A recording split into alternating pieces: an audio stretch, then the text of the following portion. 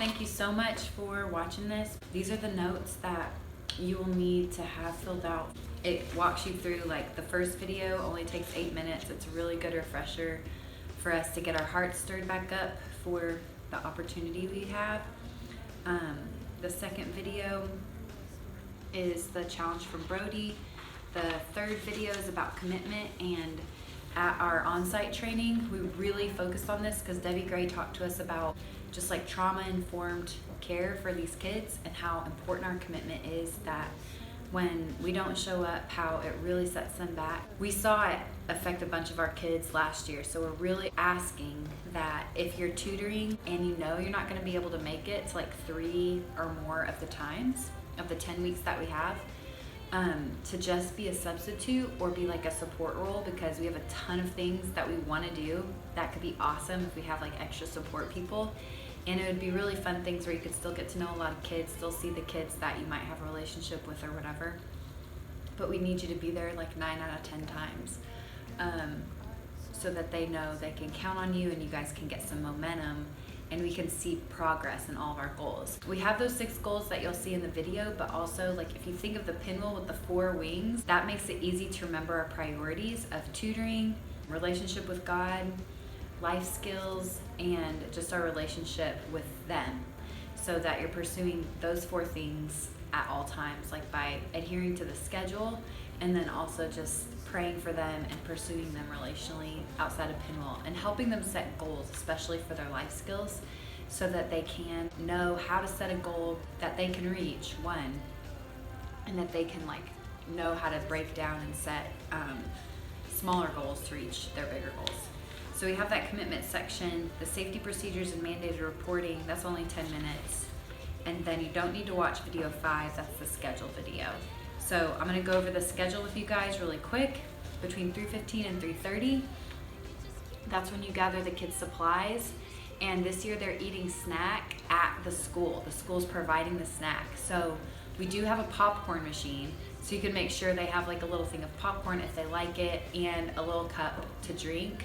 We have little plastic cups that we'll just wash and write their name on it in Sharpie. They can decorate it or whatever, but we don't want to keep just throwing away more and more and more paper cups. And the popcorn things are plastic too, so we can just rinse those out and reuse them. So gather that, the popcorn and a drink, and their folder that's in your box for your grade. Look over the notes from the last tutoring days, grab a Bible, whatever that Bible is for you. So we have this year we have this Christmas story book from Kids Read Truth, and this is the gospel book. We want every kid to read both of these by the time the semester's up in K through 4th grade, all right? And then we have this journal that the 4th graders are gonna use, I Will Trust You journal. The Firefly has their own like Bible study journals that they're using also, and that's what you would do during the Bible time. 1st through 3rd is still using Jesus Storybook Bibles, or they could use the Indescribable devotional that has like science stuff in it and some application. Or a lot of the boys and even the girls love the Action Bible.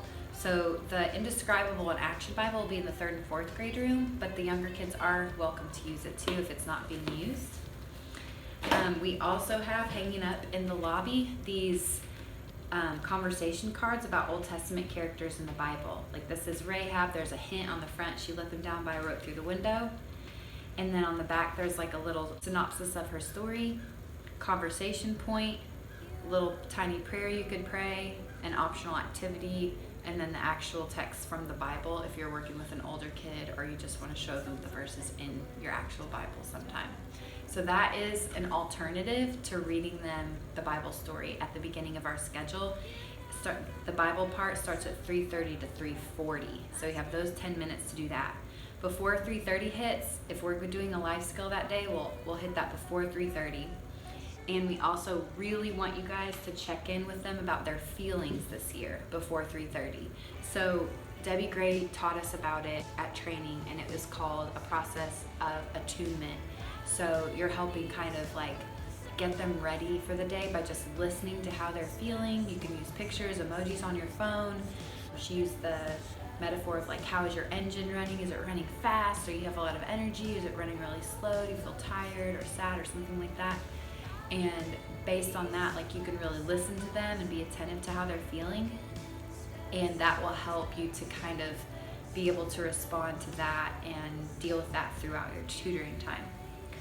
After the 10 minutes that you have allotted for the Bible study and story time, prayer time also, which we have these ideas that a lot of you have used before for prayer requests, so that there should never be a day that just has no prayer requests, because you're leading them and teaching them how to pray, where you say, today let's pray for something we want God to change in our town, or today let's pray for one of our friends or two of our friends. Who do you want to pray for? And that way they don't have to come up with something out of thin air. You lead them. You could say, like, you could look up beforehand the kids who are waiting for adoption in North Carolina and show them a few pictures and say, which kid do you want to pray for, that they could get a good family. We'll also have something from Kids Read Truth about the Lord's Prayer. So feel free to use that resource in your prayer time too.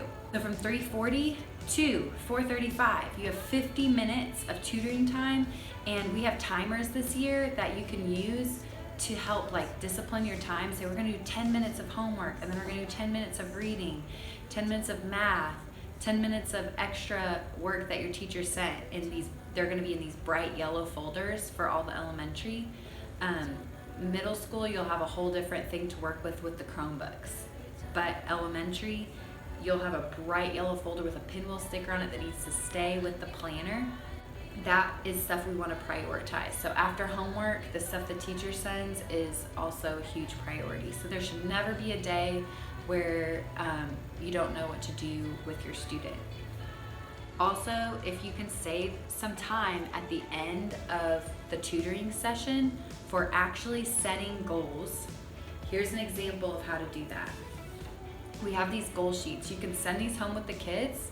If they lose one, then the next time they can use a paper one and just color on it, because we can do paper ones. We just can't laminate all the time. They can have a second chance if they lose a dry erase marker. We have a lot of dry erase markers, so you can send one home and then send another one home if they lose the first one.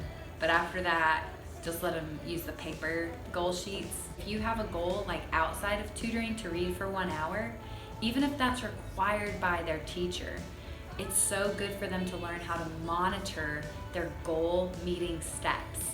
So if they remember to color in part of their cactus, that's 20 minutes that day, and then another day 20 minutes, and another day 20 minutes. So if they did those 3 days before the next Tuesday, they could get a small prize for meeting that goal and showing you that they monitored their goal meeting steps. And then that you could just do one goal for the whole week. Or if your kid is doing great and you've been helping them practice meeting their goals, then you could add another one, like push-ups, from a life skill. And here's another one, and you would help them think of the 3 kind acts, so they don't have to think of it on the fly through the week, but helping their mom somehow at home, picking up trash somewhere, or talking to someone new, maybe in their class or at school, or maybe it's the cafeteria lady. So try to save some time at the end of your tutoring day to do this, because this is one of the biggest life skills we can teach them, is how to set a goal, break it down into pieces, and then be able to follow through on their goals, and not be like so many people who have given up on making goals because of so many, failed attempts or just not being able to follow through. So this is a huge deal for the future of these kids' lives, if you guys can implement that at the end of your tutoring time. After you finish your tutoring time at 4:35, we'll have music time for everybody, and that's your chance to fill out the log, which it can be super simple. So we do want the student's name at the top. If they're absent and you come, check that off, even if we stick you with another student, so we know which days they're absent. Write your name, the date. And this whole reading chart right here, it's just a tool to make it easier for you to see if you're diversifying your child's reading. We don't want them to do all the reading, and we don't want you to do all the reading. We want to see it going back and forth. Student reading, tutor reading, student reading, tutor reading. And all you need to do is make a check mark in the appropriate box. If it was something they've read before, check, an old friend, and they read it. If it was something new and you read it to them, tutor read, check. If they liked it a lot, maybe write the name down of that book so that you could go back to it again. Mostly you could just check, check, check. Homework could be a check if you finished it. If you didn't finish it, write didn't finish. If it was because of a behavior problem, write the behavior problem. You don't need to write if they were good, unless they were just really, if they did something really awesome that you want us to congratulate them for, jot that down. But if it was like just fine, they did great, no need to write it down. We want to make this as simple for you as possible. And then if you need to write a reminder down for next time, great. If you don't, no worries. So that's what you do during the time the kids are having music, as well as jotting down in their planners. This is super important. We did finish the homework, or this is what they still need to finish tonight. That is the main thing we need you to communicate in the planner to the parents. We need you to never say anything like they're good at math or they're doing so good at reading, because we don't want to contradict what the teacher's saying, and they've reminded us of this many times.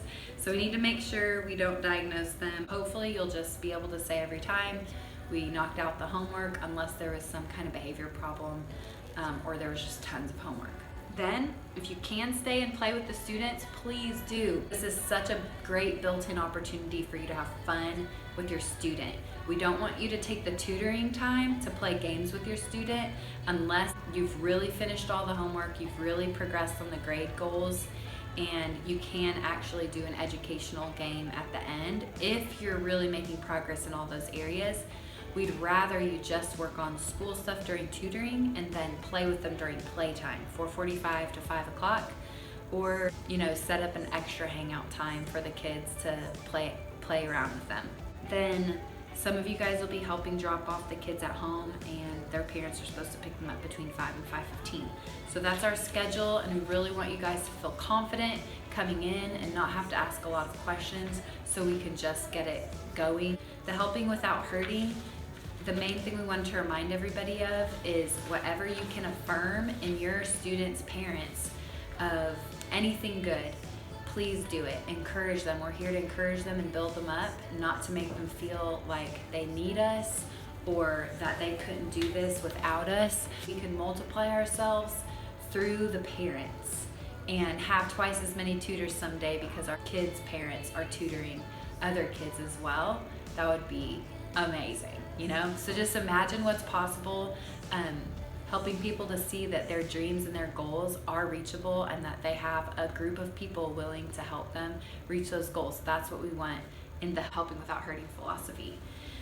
We talked in training about the difference between our expectations and our hopes, and we do want you to contact your kid's family at least 3 times in the semester, like once a month, but that could just be a text or a message on Facebook.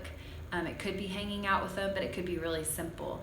The extra hangout times and all of that is just something we hope for, and we're not like requiring it or going to check in with you about that. But if you do it, please let us know so we can just be excited about it and ask you how it went and just share in that community building together.